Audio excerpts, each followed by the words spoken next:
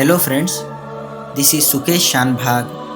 King Drupada of Panchala wanted to take revenge against his enemy Dronacharya. For this purpose, he performed a great yajna. From the sacred fire of that yajna were born the mighty warrior Drushtadhyumna and the beautiful princess Draupadi.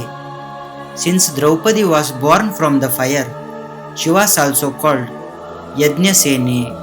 Her beauty, intelligence and courage became famous throughout the land.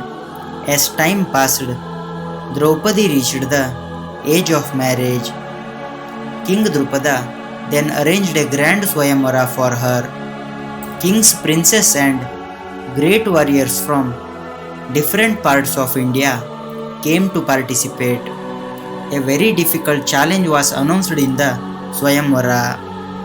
A huge bow was placed in the arena, and above it was a rotating fish target. The contestant had to look at the reflection of the fish in a pool of water below and shoot an arrow into the eye of the rotating fish above. This challenge was extremely difficult. Many kings could not even lift the massive bow. Then the great warrior Karna stepped forward. Karna had the skill and ability to win the competition. However, Draupadi refused to allow him to participate because she believed he was the son of a charioteer. Feeling insulted, Karna stepped back from the competition. It is said that this incident later became one of the reasons for future conflicts in the Mahabharata. At that time, the Pandavas had escaped from the Lakshagriha fire and were living in disguise as Brahmins. They had come to watch the Swayamvara. No one in the gathering knew that they were actually the Pandavas. After all the other contestants failed, Arjuna, dressed as Brahmin, stepped forward. He easily lifted the huge bow, looked at the fish's reflection in the water, and released the arrow. The arrow flew straight and struck the eye of the fish. The entire assembly was amazed. Draupadi then placed the victory garland and chose him as her husband. Arjuna and Bhima took Draupadi with them to the place where they were staying. There they called out to their mother Kunti and said, "Today we have bought something very precious." At that moment, Kunti was inside the house without seeing what they had bought.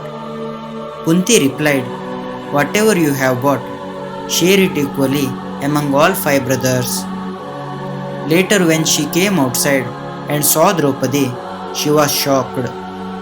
The Pandavas did not want to make their mother's words false. In those days, a mother's words were respected greatly, but Kunti's statement was not the only reason. At that very time, the great sage Vedavyasa arrived there. Vedavyasa explained the story of Draupadi's previous birth. According to the story, in her previous birth, Draupadi was a devoted woman who performed severe penance to please Lord Shiva. Pleased with her devotion, Lord Shiva appeared before her. Then Draupadi prayed, "I want a perfect husband." It is said that she repeated this request 5 times. Since it was difficult for one person to possess every perfect quality, Lord Shiva granted her a boon that she would have 5 great husbands. Yudhishthira had righteousness and wisdom. Bhima had immense strength and courage.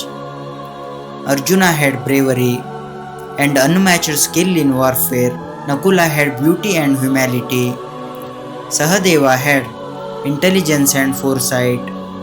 All the qualities Draupadi desired were divided among these 5 brothers.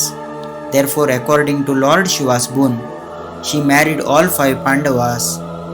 Draupadi spent 1 year with each Pandava in turn. During one brother's time, the others were not allowed to enter their private chamber. All the brothers followed this rule strictly.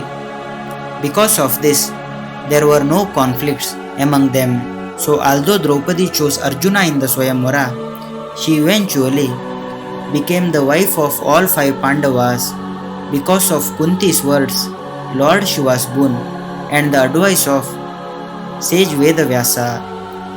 This remains one of the most unique and widely discussed events in the Mahabharata. If you enjoy such spiritual stories, please subscribe to our channel.